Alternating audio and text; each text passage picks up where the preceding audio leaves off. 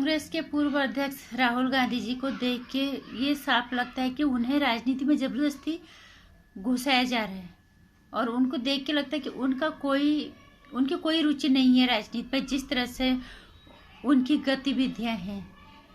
क्योंकि इतने सालों से तो कोई भी सीख लेगा, क्योंकि उन्हें राजनीति विरासत में मिली है और इतने सालों से वो राजनीति में सक्रिय रूप से काम कर रहे हैं, फिर भी वो अपने दिमाग से चलने की कोशिश बिल्कुल नहीं करते। जो दूसरे बोलते हैं वही करते हैं और इसीलिए हमें लगता है कि राहुल गांधी को इस राजनीति में जबरदस्ती घुसाने की कोशिश की जा रही है, चाहे उनके घर वाले उनकी माँ की पसंद हो या फिर उनके आसपास जो लोग हैं उनके जो समर्थक हैं उनका दबाव हो।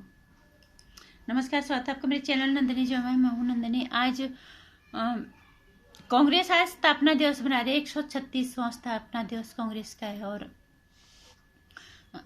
राहुल गांधी ने इसमें एक ट्वीट भी किया कि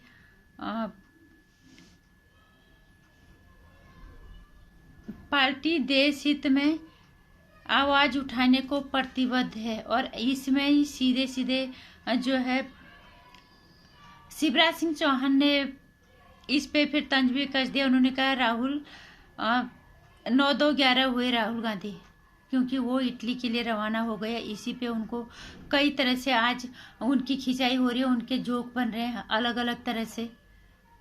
एक जाने माने परिवार का इतने पुराने राजनीतिक घराने का जो बेटा होगा, जो वो जिसको विरासत में मिली है राजनीति और इतने सालों से वो लगातार सक्रिय हैं।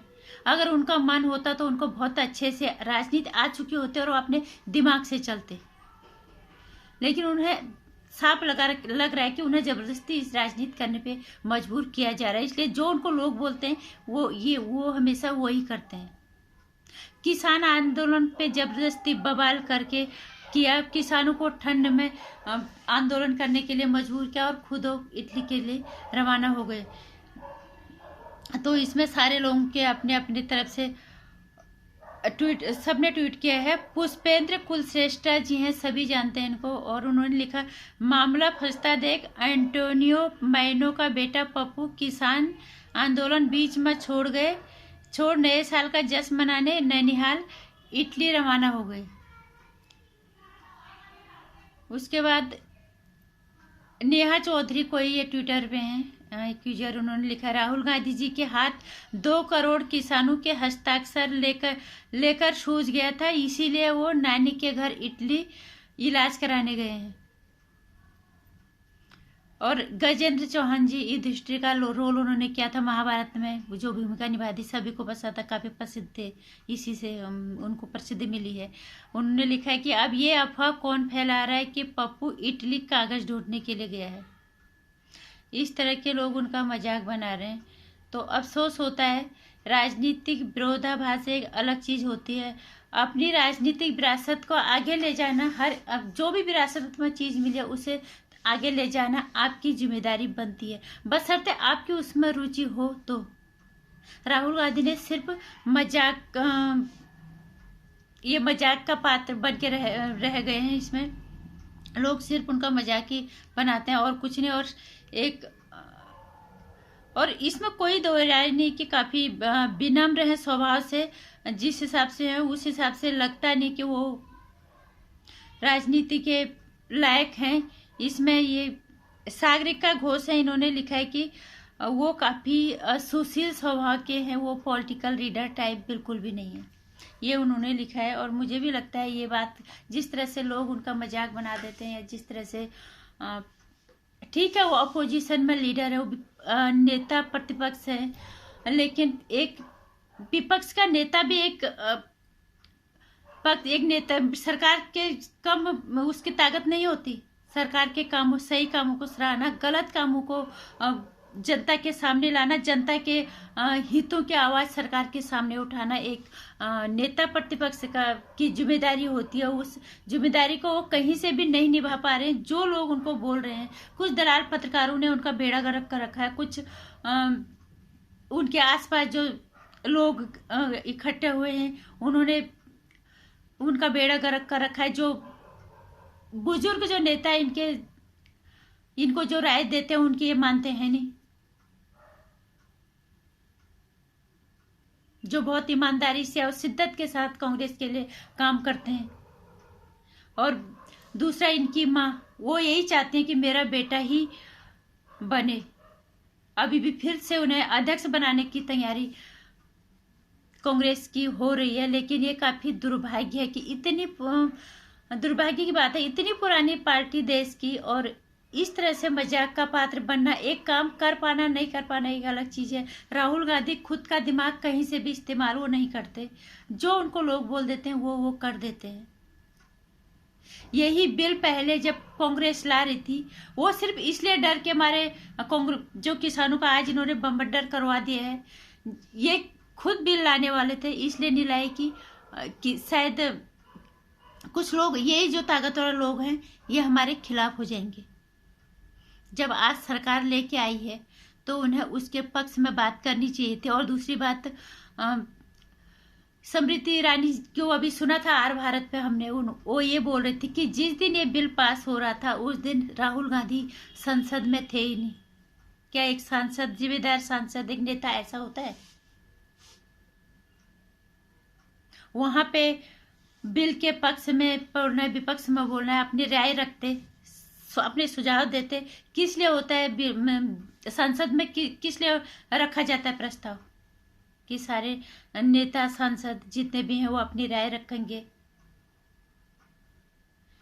लेकिन अफसोस इसी बात का है कि कांग्रेस काफी दुर्भाग्यपूर्ण स्थिति में जा रही है। एक अलग चीज होती है वो काम कर पा रहे हैं या नहीं कर पा रहे हैं, लेकिन कांग्रेस इतनी पुरानी पार्टी को राहुल गांधी ने मजाक बना के छोड़ दिया है। सिर्फ वो अपने दिमाग से कहीं कोई काम नहीं कर रहे। आज जो किसान आंदोलन को बीच में छोड़ के इटली पहुंच के लोग मजाक बनाने में लगे हुए हैं। अगर वो सही तरीके से काम कर रहे होते तो क्या लोग इस तरह से मजाक बनाते? सभी जाते हैं, और जबकि उनको जाना भी नहीं चाहिए था। अभी सबसे पहले तो मुखर वही हुए थे इस किसान आंदोलन में कि हम किसानों के साथ हैं, हम किसानों के साथ हैं। और आज किसानों को ठंड में कहीं पे भी छोड़ के अपना छुट्टियां मनाने चले गए, न्यू ईयर मनाने चले गए। और यहाँ पे अब लोग, जाहिर सी बात है, फिर लोग तो मजाक बनाएंगे ही बनाएंगे।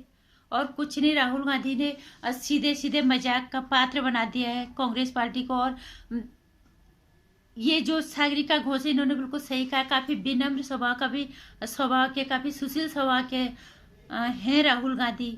पर वो एक पॉलिटिकल लीडर की तरह नहीं है। वो एक नेता, राजनीति के लायक है ही नहीं, बिल्कुल भी नहीं। और इसीलिए शायद अपोजिशन को, जो विपक्ष जो पार्टी है, उन्हें वोट इसलिए ज्यादा मिल जाता है। नहीं तो एक सत्ताधारी पक्ष के नेता से कम भूमिका नहीं होती विपक्ष के नेता की। जो नेता प्रतिपक्ष होता है उसकी भी उतनी ही जिम्मेदारी होती है। लेकिन राहुल गांधी ये सब करने में बिल्कुल सक्षम तो नहीं है, वो चीज अलग है। लेकिन उन्होंने मजाक का पात्र बना दिया खुद को भी, और अब कांग्रेस, इतनी पुरानी पार्टी कांग्रेस को भी। हम किस पार्टी को समर्थन करते हैं, किससे हमारी विचारधारा मिलती है, एक अलग चीज है। लेकिन किसी की इस तरह से दुर्गति होते देख तकलीफ वाकई में होती है। वो भी इतने साल कांग्रेस ने राज किया है देश पे, इतनी पुरानी पार्टी है, विनाश की ओर तो जा रही है, मजाक का पात्र बन रही है बुरी तरह से, वो भी राहुल गांधी की वजह से।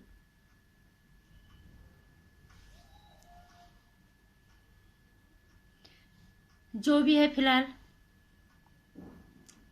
हर किसी की कब तक जबरदस्ती का काम कोई नहीं करा सकता, जब तक उनके अंदर खुद से नहीं आएगा कि मुझे राजनीति में अच्छे से रच बस जाना है, मुझे अच्छे से अपने विचारों को अपने विचार लोगों के सामने रखने, न कि लोग मुझे जो कहे मैं वही उसी पे काम करूं। तो मजाक का पात्र तो बनेंगे, पार्टी बिल्कुल खत्म हो जाएगी। इसलिए कोई इसमें किसी को भी दोष देने की जरूरत नहीं है। जो लोग कहते हैं कि कांग्रेस पुरानी पार्टी है, ये तुम इस तरह से मतलब मजाक बनाते हो, वो मजाक के पात्र खुद बन रहे हैं।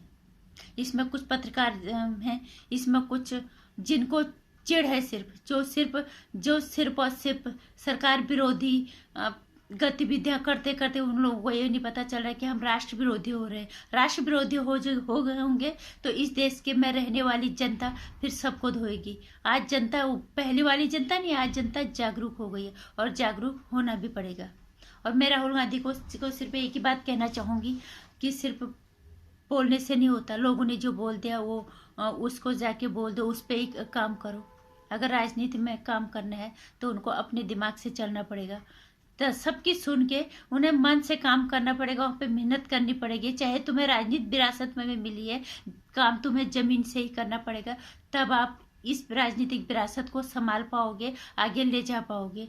नहीं तो बहुत मुश्किल है। और मजाक का पात्र तो बनी गई है, लेकिन खत्म हो जाएगी कांग्रेस, और इसकी जिम्मेदारी सिर्फ और सिर्फ राहुल गांधी को होगी, ये कई लोग कहते हैं। नमस्कार। वीडियो में कुछ अच्छा लगा है तो इसे लाइक और शेयर करना, चैनल को सब्सक्राइब कर लेना। आने वाली वीडियोज़ की जानकारी के लिए घंटे